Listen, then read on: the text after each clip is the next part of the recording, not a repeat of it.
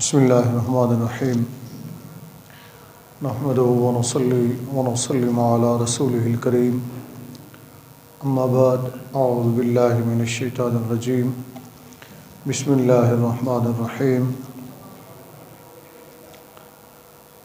ومن جاہد فإنما یجاہد لنفسہ ان اللہ لغنی عن العالمین والذین آمنوا وعملوا الصالحات صدق اللہ العظیم وصدق رسولہ النبی الکریم الامین قال اللہ تبارک وتعالی فی شان حبیبی ان اللہ وملائکتہ یصلون علی النبی یا ایہا الذین آمنوا صلوا علیہ وسلموا تسلیما الصلاة والسلام علیک یا سیدی یا رسول اللہ وعلی آلک وصحابک یا سیدی یا حبیب اللہ الصلاة والسلام علیک یا سیدی یا رسول اللہ وعلی آلک وصحابک یا سیدی یا رحمۃ للعالمین۔ السلام علیکم ورحمۃ اللہ وبرکاتہ۔ بعد السلام، اللہ رب العزت کے فضل و کرم سے آپ اور ہم سب اپنے رب کے حضور حاضر ہیں۔ دعا ہے کہ اللہ جل مجدہ ہم سب کی حاضری کو اپنی بارگاہ میں منظور و مقبول فرمائے۔ ذہن گرامی قدر، موضوع گفتگو جو ہمارا چل رہا ہے وہ ہے اسلامی ریاست کیسی ہونی چاہیے، یا اسلامی ریاست کسے کہتے ہیں۔ اس سے آگے ہم انشاءاللہ اسی سلسلہ گفتگو کریں گے کہ اسلامی ریاست کا قیام کیسے ہوگا، اور اسلامی ریاست کا قیام کیوں ضروری ہے، اس کے فوائد کیا ہیں، ثمرات کیا ہیں، اسی سلسلہ گفتگو میں انشاءاللہ العزیز ہوگا۔ اس دعا کے ساتھ کہ اللہ تعالی ہمیں اپنی حد تک، جتنا ہماری حد ہے، جتنا ہم کوشش کر سکتے ہیں، وہ ہمیں کوشش کرنے کی توفیق عطا فرمائے، اسلامی احکامات کو سمجھنے اور اس پر ہمیں عمل کرنے کی توفیق عطا فرمائے۔ گزشتہ بیان میں آپ نے سماعت فرمایا تھا کہ نبی اکرم رحمت کل عالم صلی اللہ علیہ وآلہ وسلم نے 13 سالہ جد و جہد جو مکۃ المکرمہ میں فرمائی، وہاں سے پھر مدینۃ المنورہ کی طرف ہجرت ہوئی۔ ریاست مدینہ جسے کہتے ہیں، یا اسلامی ریاست، جو پہلی اسلامی ریاست تھی باقاعدہ طور پر، اس کا آغاز تو مکۃ المکرمہ سے ہی یعنی کہ شروع ہو گیا تھا، تقریباً 11ویں سال نبوت کے، جب مدینۃ المنورہ سے کچھ لوگ تشریف لائے اور انہوں نے اسلام قبول کیا۔ وہ 5 افراد تھے، بعض نے 6 لکھا، وہ چلے گئے۔ پھر جب آئے تو اس میں 11ویں سال نبوت کے کچھ لوگ مسلمان ہوئے۔ تو اس طرح آہستہ آہستہ اس سلسلے کا آغاز ہو گیا۔ پھر ان کے ساتھ جو باتیں طے ہوئیں، اگر آپ ان کو غور سے پڑھیں تو واضح ہوتا ہے کہ وہ آغاز تھا ریاست مدینہ کے لیے، اسلامی ریاست کے لیے، اور اس کے لیے باقاعدہ طور پر ایک اللہ رب العزت کے احکام کے مطابق آگے سلسلہ چلایا جا رہا تھا۔ نبی کریم صلی اللہ علیہ وآلہ وسلم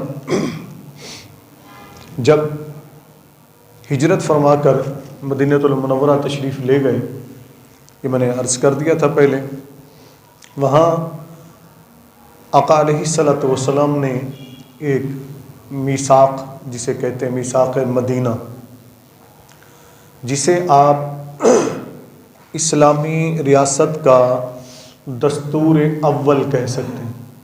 کیا کہہ سکتے ہیں؟ دستور اول، یا اسے آپ اسلامی ریاست کا آئین کہہ سکتے ہیں، دوسرے معنوں میں جو آج کل ہم استعمال کرتے ہیں آئین کا لفظ۔ اس کی جو شقیں ہیں، دفعات جن کو ہم کہتے ہیں، وہ 47 کے قریب ہیں۔ کتنے ہیں؟ یہ میں بار بار اس لیے کہہ رہا ہوں، اور آرام سے بھی اس لیے کہ یہ سلسلہ تھوڑا سا موضوع جو ہے نا ہٹ کے ہے دوسرے موضوعات سے، عام طور پر جو ہمارے جمعۃ المبارک میں، خطبات میں، بیانات میں دوست کرتے ہیں، تو ہماری قوم عادی نہیں ہے ان چیزوں کے سننے کی، تو ہم نے ایک سلسلہ شروع کیا کہ انشاءاللہ ہم اس پر بیان کریں گے۔ اس لیے میں آرام آرام سے بات کر رہا ہوں کہ ہمیں ایک ایک بات کو سمجھیں، اس کو ذہن میں بٹھائیں۔ یہ 47 دفعات ہیں اسلامی ریاست کا جو دستور ہے اس کی، اسلامی ریاست کا جو آئین ہے اس کی۔ کاش ہماری یونیورسٹیوں میں، ہمارے کالجوں میں، ہمارے مدارس میں، ہماری خانقاہوں میں یہ دستور ریاست مدینہ، آئین ریاست مدینہ یا اسلامی ریاست کا دستور اول جسے میثاق مدینہ کہا جاتا ہے، اسے شکوار پڑھایا جاتا۔ پڑھایا جانا تو دور کی بات ہے، ہمارے اسٹوڈنٹ کو اس کی شکوں کا بھی پتہ نہیں ہے، ہمارے طلباء کو بھی اس کی شکوں کا پتہ نہیں ہے کہ اس کی شک اول میں کیا لکھا ہے، دوم میں کیا لکھا ہے، سوم میں کیا لکھا ہے، چہاروں میں کیا لکھا ہے، پھر 47 تک۔ جب ہم پڑھیں گے نہیں، کسی چیز کو جانیں گے نہیں، تو اس چیز کے لیے ہم کوشش کیسے کریں گے؟ دیکھیں کہ کوئی بھی چیز ہوتی ہے، جب اس کی اہمیت ہمارے سامنے آتی ہے تو پھر ہم اس کے حصول کے لیے کوشش کرتے ہیں۔ کیا کرتے ہیں؟ اسے حاصل کرنے کے لیے کوشش کرتے ہیں کہ یار یہ چیز ہمارے لیے فائدہ مند ہے، یہ ہمارے لیے مفید ہے، تو ہم اس چیز کو حاصل کرنے کی کوشش کرتے ہیں۔ مثلا ہمارے معاشرے میں 2-3 چیزیں بڑی عام کر دی گئی اور ان کو پھیلایا بھی جاتا ہے، سپورٹ بھی کیا جاتا ہے۔ مثال کے طور پر کرکٹ، کوئی یہ اسلامی کھیل تو نہیں ہے نا، اسلام کھیل سے منع تو نہیں کرتا، جو عبادات کو سے غافل نہ کرے، آپ کھیل سکتے ہیں، کوئی بھی کھیل ہے جو شرعی حدود کے اندر ہو، اسلام کو اللہ کی عبادت سے غافل نہ کر دے، مگر اس کو اتنا پروموٹ کیا گیا، اتنا پروموٹ کیا گیا کہ ایک ایک کھلاڑی کو لاکھوں کروڑوں دیے گئے، پھر اس کے انعامات، ان کی تنخواہیں، ان کی مراعات جو ہے، آپ ان کو جب دیکھیں گے اتنا ان کو پروموٹ کر دیا گیا کہ لوگ سمجھنے لگے کہ یار سب کچھ ہے تو ادھر ہی۔ تو آپ دیکھیں گے تو گلی کوچوں میں بھی بچے اسی میں لگے ہوئے ہیں، بلے پکڑے ہوئے ہیں، کرکٹ کھیل رہے ہیں اور گراؤنڈوں میں کھیل رہے ہیں، جی ہر ایک کرکٹر بننے کی کوشش کر رہا ہے۔ یہ میں آپ کو صرف اس معاشرے کا، خاص کر مسلم معاشرے کا المیہ بتا رہا ہوں اور غفلت بتا رہا ہوں کہ ہم کس طرف چل پڑے۔ دوسری طرف ہمارے میڈیا کے اوپر دیکھیں آپ، خاص کر الیکٹرانک میڈیا کے اوپر جتنے بھی ٹی وی چینلز ہیں، ان کے صبح کے شوز دیکھیں، شام کے شوز دیکھیں، تو ان کے اوپر آپ کو جو چیز نظر آئے گی وہ ناچنے، گانے، کودنے، فحاشی پھیلانے والوں کو پروموٹ کیا جا رہا ہے، پھیلایا جا رہا ہے۔ ان کو بڑے بڑے انعامات بھی دیے جاتے ہیں۔ گزشتہ سالوں میں آپ نے مجھ سے بہتر دیکھا ہوگا کہ ہماری حکومتی سطح کے اوپر ایسی ایسی ایکٹریس جنہیں آپ کہیں یا اداکاریں کہیں یا جو بھی کہیں، ایسے ایسے انعامات سے نوازا گیا، جو تمغہ ہے، تمغہ امتیاز، ان چیزوں سے نوازا گیا۔ تو پھر قوم کو ہم پیغام کیا دے رہے ہیں؟ ہمارے یہ جو بچے ہیں، یہ نوجوان جو ادھر بیٹھے ہوئے ہیں یا باہر ہیں، ہم ان نوجوانوں کو کیا پیغام دے رہے ہیں؟ ہم اپنی بچیوں کو، بیٹیوں کو کیا پیغام دے رہے ہیں کہ اس لائن پہ آؤ گے تو تمہیں عزت ملے گی، تمہیں وقار ملے گا، تمہارا نام ہوگا۔ پھر دوسری طرف آپ چلے جائیں تو بچے کس چیز پہ چل پڑیں؟ تو آپ دیکھیں، ٹک ٹاک کو دیکھ لیں، وہاں کیا بے حیائی عروج کے اوپر ہے۔ یہاں تک حیران کن بات تو یہ ہے کہ میاں بیوی، خاندان کا خاندان لگا ہوا ہے غلط قسم کی ویڈیو بنا بنا کے اپلوڈ کرنے میں۔ کیوں جی؟ پیسہ ادھر سے آنا ہے۔ پیسہ قصور کس کا ہے؟ قصور کس کا ہے؟ پہلی بات تو من حیث القوم ہم سب کا قصور ہے، ہم سب کا قصور ہے، ہم سب مجرم ہیں اس کے۔ نمبر 2، پھر جو صاحبان اقتدار ہیں، یعنی مسلم ممالک کے، جیسے ہمارا ملک پاکستان مسلم ملک تو کہلاتا ہے نا، یہ وضاحت میں کر چکا ہوں، یہ اسلامی ریاست نہیں ہے، اسلامی ملک ہے۔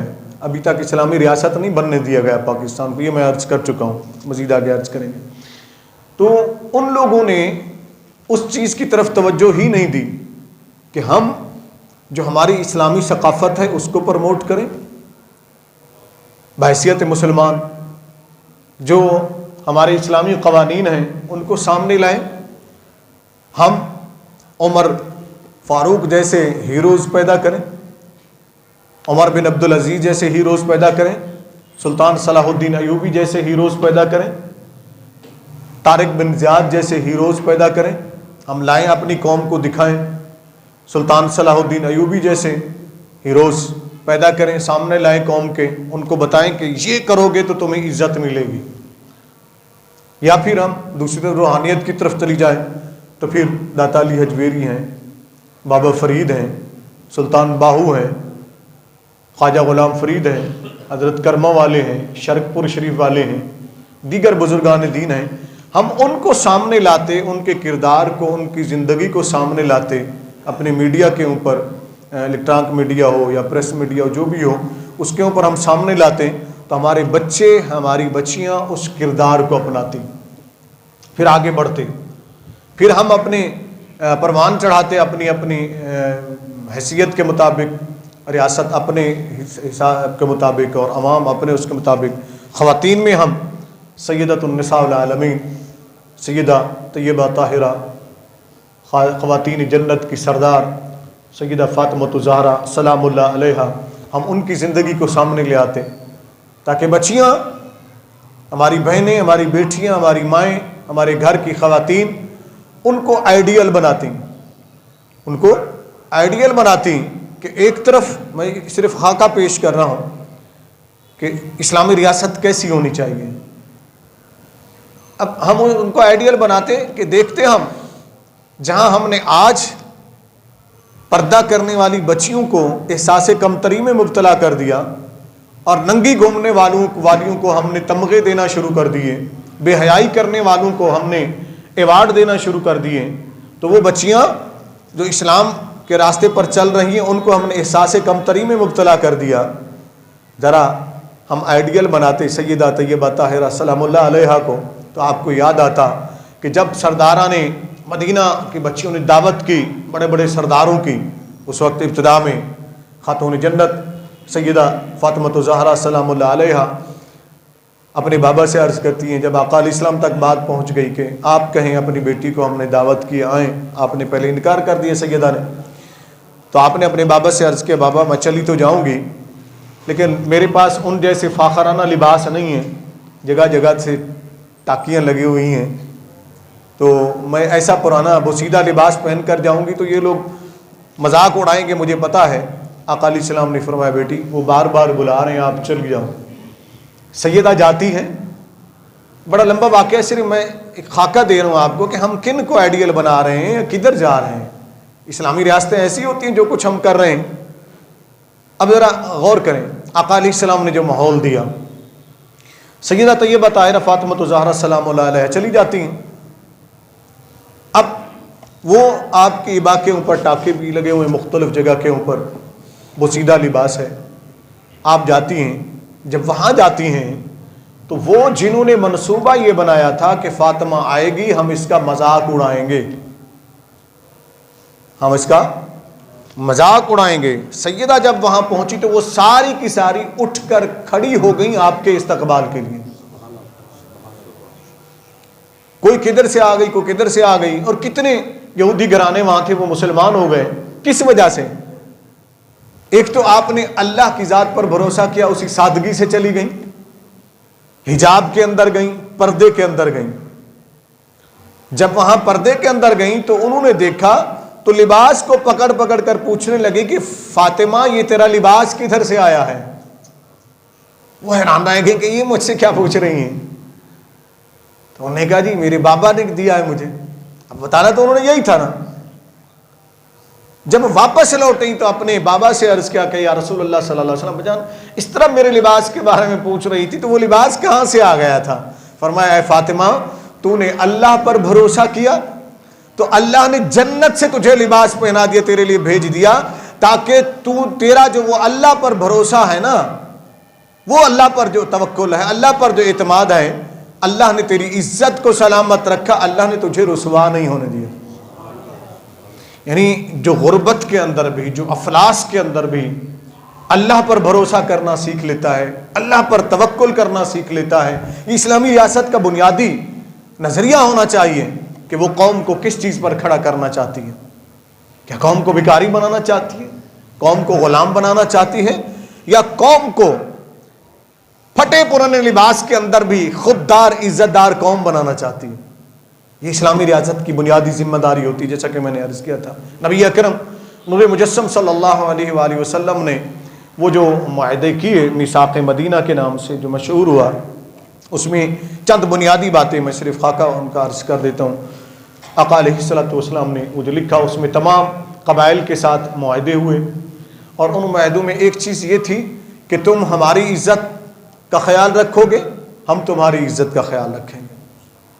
اس میں مسلم بھی شامل تھے، غیر مسلم بھی شامل تھے، یعنی مسلمان قبائل بھی تھے اور غیر مسلم قبائل بھی تھے، ان میں یہودی بھی تھے، یہودی بھی تھے۔ عیسائی کم تھے مدینہ المنورہ کی آبادی میں، اور عیسائی جو ہیں وہ یہودی جو ہیں وہ زیادہ تھے۔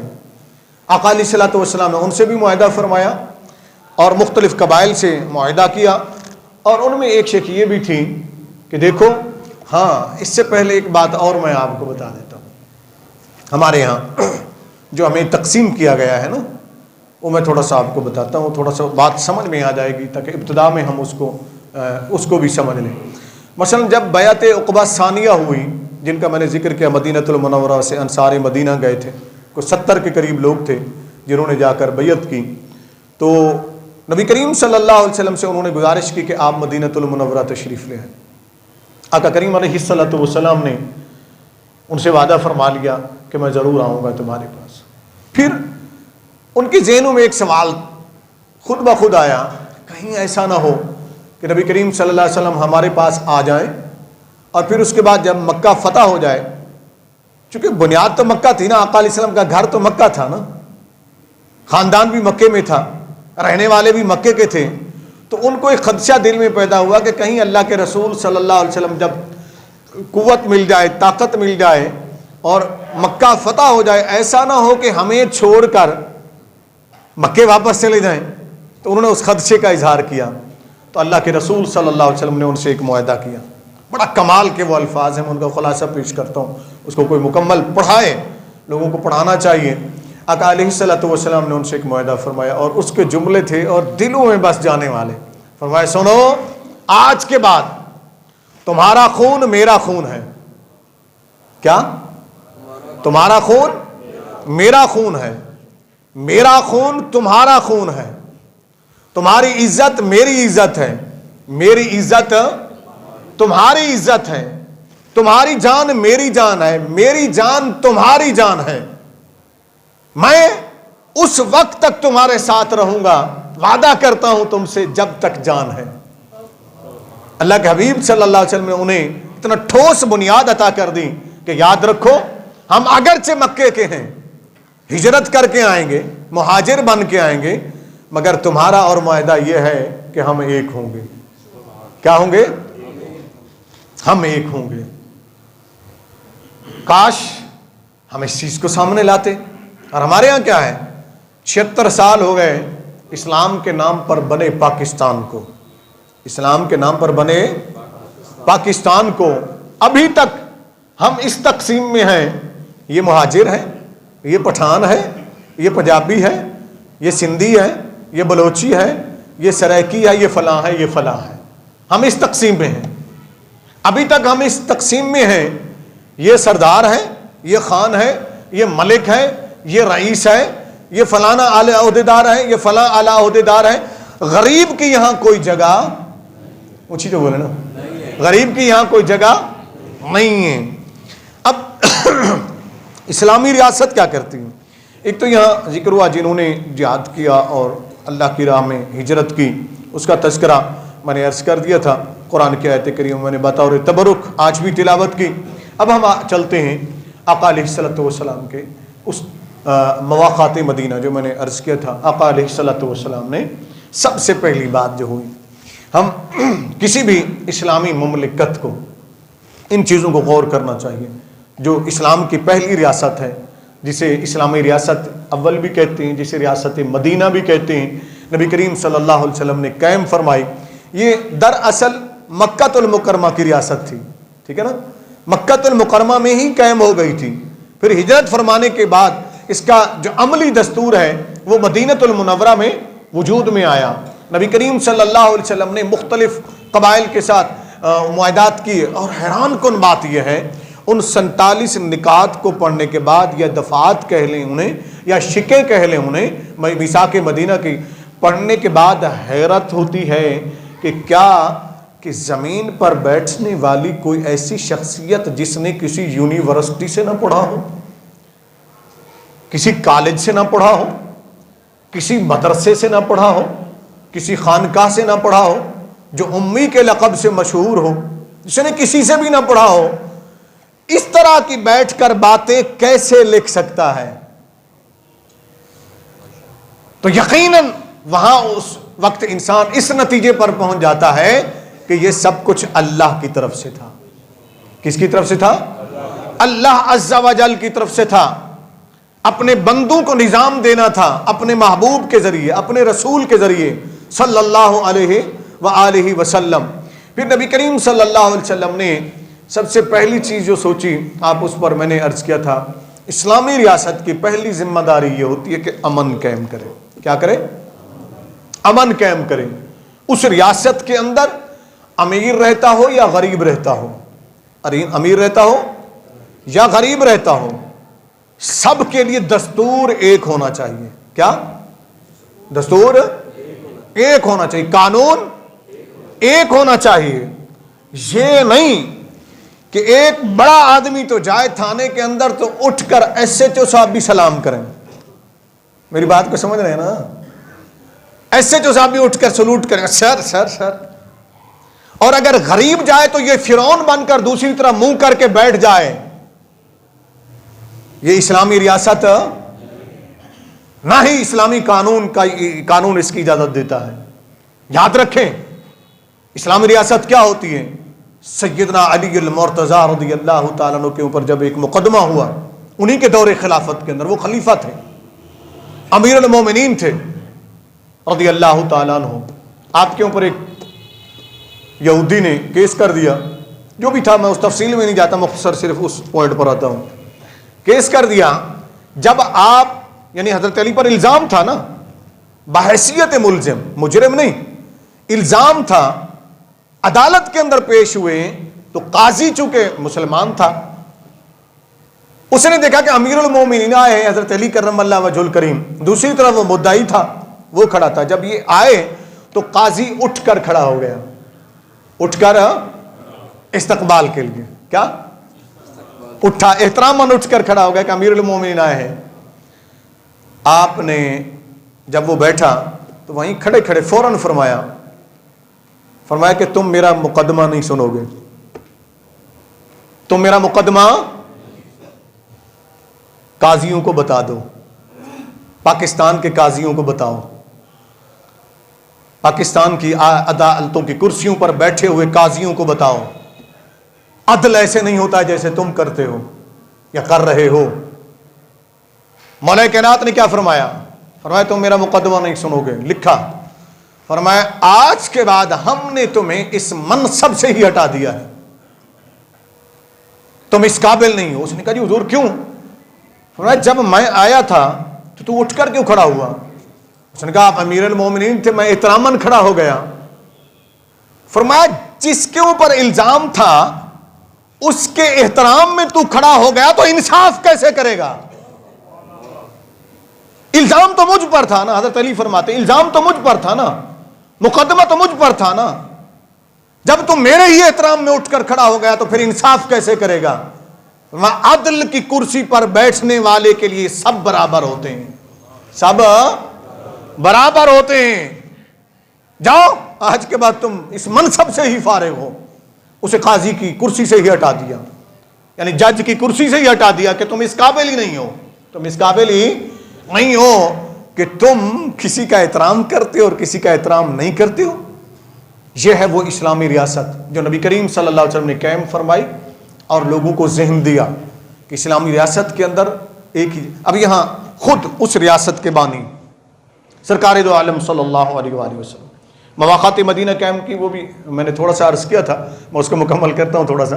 لیکن ایک یہاں اور اب بات آپ کے سامنے، اگر انصاف کے اوپر بات آ گئی نا، میں سامنے رکھتا ہوں. ایک بڑا مشہور واقعہ ہے آپ کے اور ہمارے پیارے نبی صلی اللہ علیہ وسلم کی سیرت مبارکہ کی تمام کتب کے اندر تقریباً موجود ہے.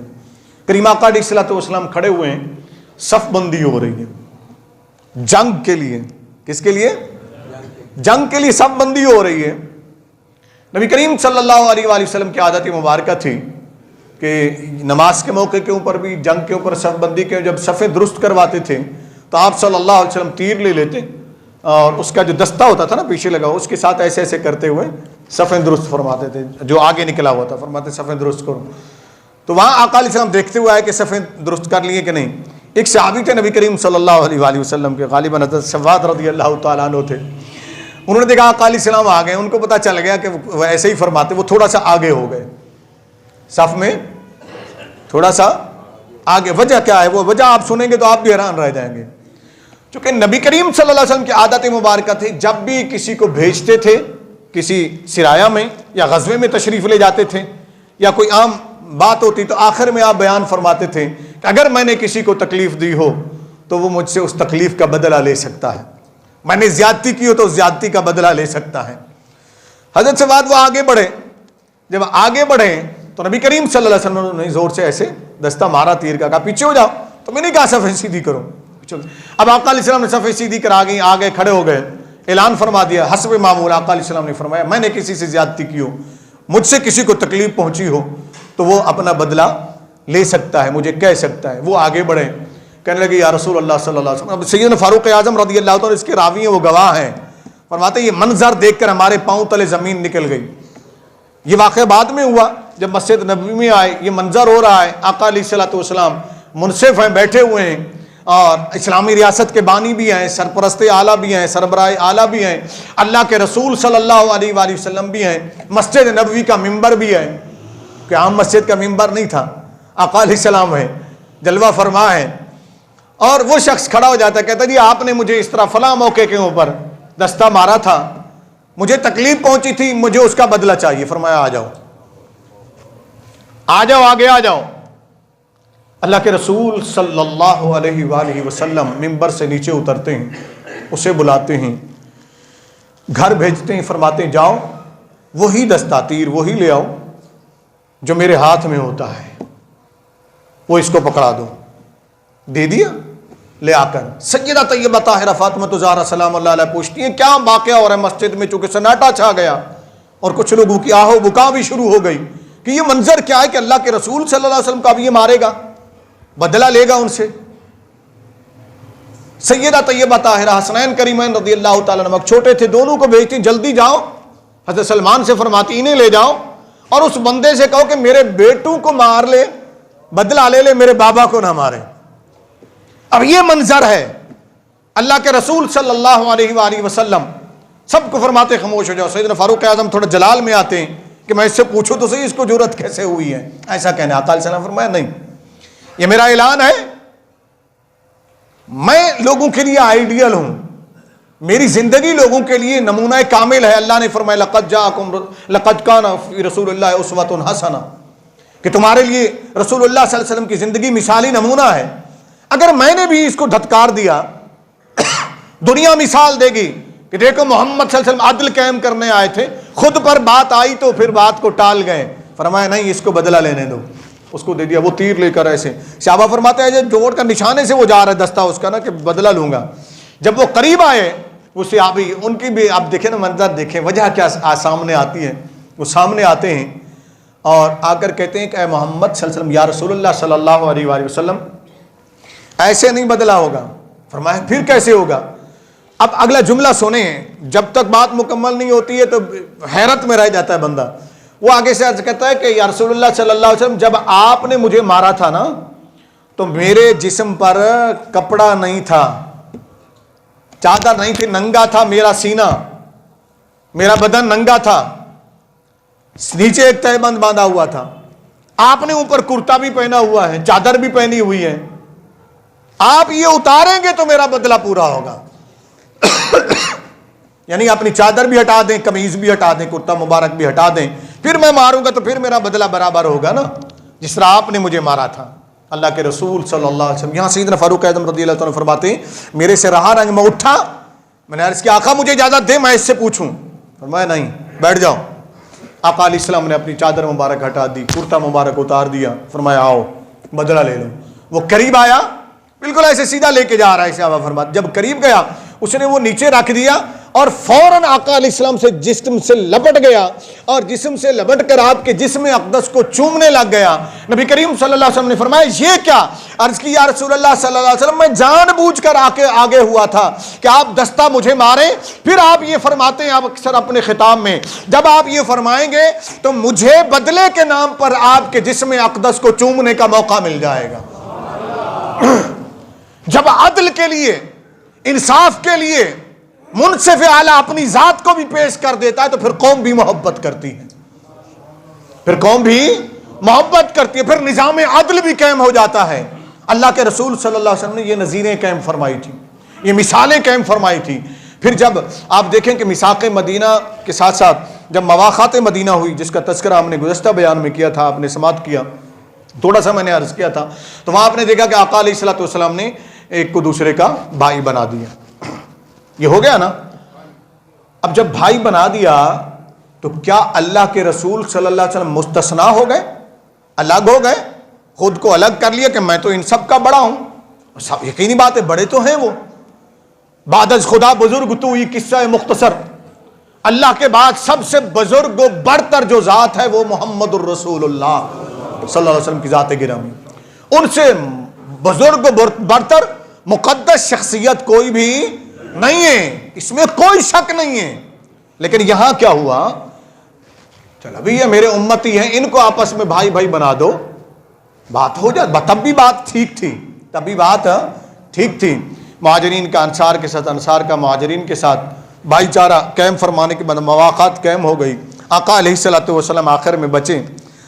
جب آقا علیہ السلام بچے تو ایک شخصیت اور رہ گئی، ایک شخصیت اور رہ گئی اور وہ رونے لگے، اور وہ شخصیت تھی تاجدار حل عطا مولا علی المرتضی رضی اللہ تعالی عنہ وکرم اللہ الوجہ الکریم، ان کی ذات گرامی تھی۔ وہ رونے لگ گئے زور زور سے کھڑے ہو کے۔ آقا علیہ السلام نے فرمایا علی کیوں رو رہے ہو؟ اب یہاں کسی عہدے کے لیے نہیں رو رہے تھے، کوئی سفارش کرانے کے لیے نہیں رو رہے تھے، کوئی دنیاوی چیز مانگنے کے لیے نہیں رو رہے تھے، وہ رونے لگے۔ آقا علیہ السلام نے قریب بلایا، فرمایا علی ادھر آؤ۔ عرض کی یا رسول اللہ صلی اللہ علیہ وسلم، جب آقا نے پوچھا علی تم کیوں رو رہے ہو؟ عرض کی یا رسول اللہ صلی اللہ علیہ وسلم سب کو سب کا بھائی بنا دیا، کسی کو کسی کا بھائی بنایا، کسی کو کسی کا بھائی بنایا۔ یہ مواقعات، یوں تو آقا علیہ السلام کے وہ چچا بھائی بھی ہیں حضرت علی کرم اللہ وجہ الکریم، لیکن یہ مواقعات مدینہ کی بات ہو رہی ہے۔ فرمایا سب کو آپ نے بھائی چارہ دے دیا، بھائی بھائی بنا دیا، مہاجرین میں سے میں بچ گیا۔ یا رسول اللہ صلی اللہ علیہ وسلم آپ نے مجھے کسی کا بھائی نہیں بنایا، مہاجرین میں سے کوئی میرا بھائی بھی بنا دیتے، میرا بھی بھائی ہوتا۔ کریم آقا علیہ السلام نے بلایا، فرمایا علی ادھر آؤ۔ سب صحابہ دیکھ رہے ہیں، بڑا حیران کن منظر تھا مسجد نبوی کے اندر۔ آقا علیہ السلام نے فرمایا علی ادھر آؤ۔ فرمایا فلاں فلاں کا بھائی ہے، اے علی اس مواقعات میں بھی آج کے بعد تو میرا بھائی ہے، میں تیرا بھائی ہوں، تو میرا بھائی ہے، میں تیرا بھائی ہوں۔ تو کریم آقا علیہ السلام نے مثال یہاں بھی قائم فرما دی، فرمایا اسلامی ریاست کا سربراہ جو قانون دوسروں کے لیے بناتا ہے اس پر خود بھی عمل کرتا ہے، اس پر خود بھی عمل کرتا ہے۔ یہ ہوتی ہے اسلامی ریاست۔ اللہ کے رسول صلی اللہ علیہ وآلہ وسلم نے یہ مثال قائم فرما دی، اور پھر آقا کریم علیہ السلام نے اس مواقعات مدینہ کے ذریعے ایک بہت بڑا کام جو کیا وہ یہ کیا کہ جو بے روزگار تھے ہو کر آئے تھے نا، جن کے کاروبار لٹ گئے، وہاں مکے میں رہ گئے، کچھ لوگوں نے چھین لیے، مال چھین لیا، موال چھین لیا، گھر چھین لیے، جب وہ یہاں آئے تو جو مالدار تھے نا انصار مدینہ، وہ وہاں کے رہنے والے، ان کی زمینیں تھیں، ان کی جائیدادیں تھیں، ان کے گھر تھی، اور خاص کر انصار کے جو قبائل تھے وہ تو بڑے اعلیٰ قسم کے سردار تھے، بڑی اعلیٰ اخلاق کے مالک بھی وہ لوگ تھے اسلام سے پہلے بھی۔ لیکن جب یہ مواقعات قائم کی نا نبی کریم صلی اللہ علیہ وسلم نے، تو مسلمانوں کے اندر وہ بے روزگاری ختم ہو گئی۔ یعنی ایک دوسرے کے ساتھ معاون ہو گیا، باغ کے اندر بھی شریک ہو گئے، زمین کے اندر بھی شریک ہو گئے، گھر کے اندر بھی شریک ہو گئے. وہ میں نے عرض کر دیا تھا، کسی کے پاس 2 باغ تھے تو ایک ان کو دے دیا، کسی کے پاس 2 گھر دے تو ایک گھر دوسرے کو دے دیا. اس طریقے سے کر کے اللہ رب العزت کے حبیب صلی اللہ علیہ وسلم نے ایک مساوات قائم فرما دی. آج ہماری میں اسے کیا کہوں، اسلامی ملک ہی کہہ سکتے ہیں نا جی پاکستان کو، ہیں اسلامی جمہوریہ پاکستان. چلیے یہ تو لفظ کے ساتھ ساتھ لگتا ہے نا. اسلامی ریاست یہ تب بنے گا جب اس کے اندر اسلامی قانون نافذ ہوگا، جب اس کے مطابق سارا کچھ چلے گا. تو اسلامی جمہوریہ پاکستان کو بنے ہوئے 76 سال ہو گئے. 76 سال ہو گئے.